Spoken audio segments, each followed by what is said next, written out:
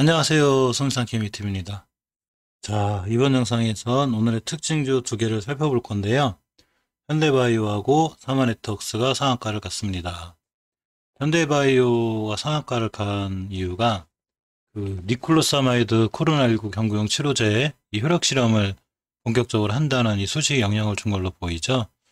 이 홈페이지를 통해서 이 니클로사마이드 체내 흡수를 개선해 코로나19 치료제로 약물 창출을 한 CPCOV03의 동물 효력 실험을 2일부터 같은 달 9일까지 전북대 인수공통전염병연구소에서 실시한다고 이렇게 밝혔습니다. 이런 뉴스로 인해서 상한가를 갔든 어쨌든 중요한 건 차트에 나와 있죠. 주식이 깨야 될 자리를 안 깼으면 올라가는 거고, 깰 자리를 깨면 아무리 좋은 뉴스와 호재에도 이게 떨어지게 돼 있습니다. 자, 현대바이오의 차트를 보기에 앞서 먼저 재물을 볼게요. 자, 재물을 보면 현금 유보율이 222%, 부채비율이 64%. 아주 돈이 많거나 그런 것은 아니죠. 하지만 부채가 현금에 비해서 많은 편이 아니기 때문에 아주 위험해 보이진 않습니다. 17년도부터는 잘 흑자 기조를 유지하다가 이 20년도 9월 3분기부터 약간 적자가 나고 있죠. 하지만 재무가 이렇게 위험하다거나 크게 엄청나게 나빠 보이는 그런 회사는 아닌 것 같고요. 이 바이오 화장품 약모제 등 같은 거를 제조 판매하는 회사죠. 이 바이오 화장품 사업 외에도 이 최대 주주인 CM팜과 공동으로 백내장 수술 후 염증 치료용 점안제, 계량 신약 개발 또는 췌장암 치료, 신약 임상 준비 등 이런 제약 분야로의 사업 능력을 높이고 있습니다. 그러다 보니까 이 코로나 치료제의 효력 실험 이런 것도 하는 기사게 되는 거죠. 자, 이 친구의 월봉의 추세에 주목할 필요가 있는데, 이 앞에 있는 이 모든 거래량을 완벽하게 다 돌파한 대량 거래가 터졌어요. 자, 언제 터졌냐면 월봉 상단에서 터진 게 아니고 지루하게 박스권을 그리고 이렇게 밑으로 우하향하던 주식이 12월 달 이때 바로 엄청나게 강한 상승과 함께 상한가를 몇 번 시연하면서 크게 상승해 주었죠. 자, 이렇게 상승할 때 제가 항상 말씀드리는 거는 주식이 12월 달에 조정받을 때 12월 달에 상승이 이루어지고 12월 달에 조정받고 만약 이번 달에 조정을 받는다면 어떤 일이 있어도 5개월 선을 이탈하면 안 돼요. 또한 이 5개월 선은 19년도 6월 달에 형성된 이 고점이죠. 이 자리를 강한 거래량을 뚫은 거죠. 자, 이 주식은 그림도 잘 그려야 되더라고요. 이렇게 뚫었습니다. 뚫었으니까 이 자리 밑으로 떨어지지 않아야 이 대량 거래가 의미가 있죠. 이 대량 거래가 바닥부터 들어온 대량 거래이기 때문에 떨어지지 않아야 되는데 역시 5개월 선을 잘 지켜주었습니다. 주식은 지켜줄 자리를 잘 지켜줘야 좋은 반응이 나오죠. 자, 주봉에서 이상을 놓고 보면 최초의 5선 하락을 하게 되면 5선 이탈을 하게 되면 중기 추세 조정이 들어와요. 따라서 이 친구가 이 12월 24일, 12월 30일 이렇게 전고점에 대한 부담을 맞은 다음에 1월 15일이 속하는 2주에 바로 5선을 깼어요. 5선을 깨다 보니까 당연히 2주 동안 추가로 총 4주 조정이 들어왔는데 월봉도 그리고 주봉도 그리고 두 번째 지지받아야 될 자리가 바로 10개월선 10주선이에요. 자, 이 친구는 저번 주에 10주선을 잘 뒤져졌고 이번 주에 딱 10주선 딛고 올라간 거죠. 일봉에서만 판단하기는 힘든데 이 모든 상황을 주봉의 10주선의 상황을 놓고 보면 바로 1월 29 이런 주가 되죠. 이 일봉에서 봤을 때 이 주식을 이렇게 딱 거놓게 되면 중요하게 이탈하면 안 되는 자리인 이 1월 29일, 28일 즉 10주선의 자리를 3일간 잘 지켜줬어요. 3일간 잘 지켜주고 상한가를 시연했습니다. 근데 이렇게 상한가를 갔다 하더라도 이 친구가 월봉에서 이렇게 그 큰 상승을 보여준 이 11월 달에 이렇게 큰 상승을 보여준 12월 달에 이렇게 고점에 대한 이런 부담감도 있고 매물대라는 게 있겠죠. 이렇게가 됩니다.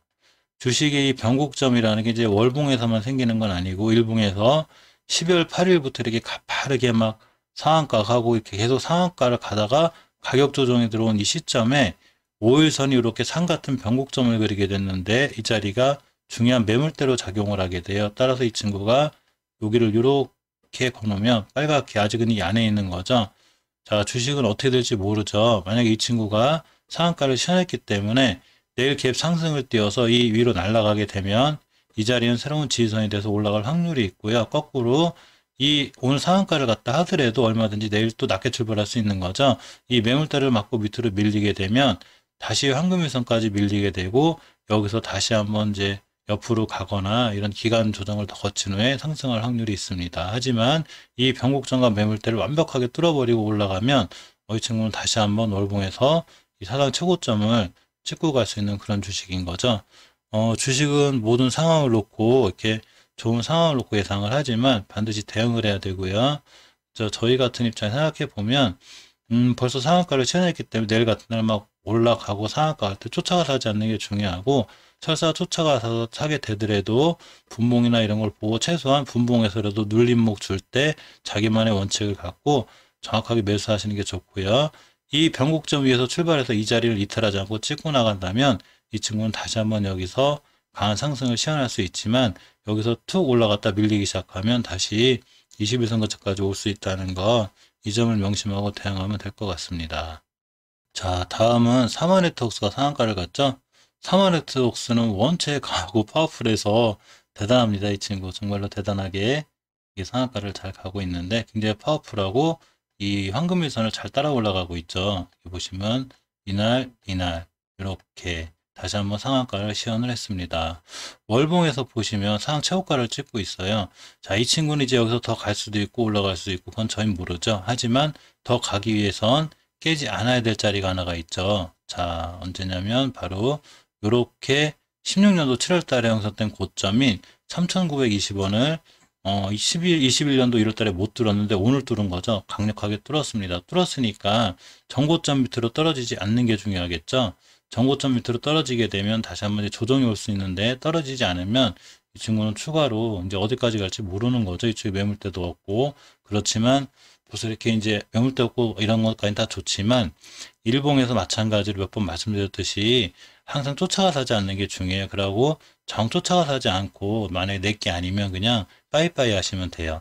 이 종목 막 아니고도 살 종목 많은데 여기 하나에 너무 목을 매면 굉장히 힘들어진답니다. 그러니까 만약 혹시나 눌림목을 주게 되면 월봉에서 반드시 이 16년도 7월 달에 형성된 이 고점, 이 자리를 이탈하지 않고 다시 돌아 나갈 때 이때 중요한 매수 타이밍이 되고요. 이 안으로 들어오면 다시 한번 5개월선대까지 변곡점, 즉 이 자리까지 조정받을 수 있죠. 주봉에서도 보시면 당연히 지금 사상 최고가를 찍고 하기 때문에 이쪽에 매물대가 없고 이렇게 보시면 아까 말씀드린 전 고점이 하나가 있죠. 따라서 이 친구가 밀렸을 때 이전 고점, 즉 16년도 6월달, 7월달 이렇게 형성된 이 고점을 이탈하지 않으면 이 친구는 추가로 계속 올라가는 좋은 모습을 보여줄 수 있고요. 이 자리 이탈하게 되면 이제 다시 한번 조정이 올 수 있는 그런 상황이 됐습니다. 자, 주봉에서 보시면 진짜로 크게 올라가고 상승하는 주식은 절대 5주선을 종가상 깨지 않아요. 12년도 11월 이 주부터 단 한 번도 종가상 5주선 이탈하지 않았죠.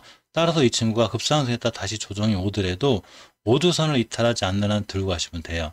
대신 5주선을 이탈을 하게 되면 중기 추세에 조정이 들어오게 되고 10조선까지 밀릴 수 있는 이런 상황이 되니까 반드시 이 주식을 이 밑에 사서 난 장기 투자로 오래 끌고 갈 거야. 나쁜 생각은 아니죠. 그렇지만 5주선 이탈 여부를 반드시 확인하셔야 되고요.